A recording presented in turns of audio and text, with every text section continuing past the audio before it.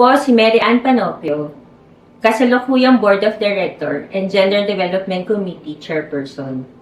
Muli pong lumalapit sa inyo upang iboto nyo bilang Board of Director ngayong General Assembly and Election 2025. Sa 5 taong panunungkulan bilang officer ng ating cooperative, marami na po akong nasaksihang pagsubok, hindi lamang ng ating cooperative, kundi ng buong sektor ng kooperatiba sa ating bansa.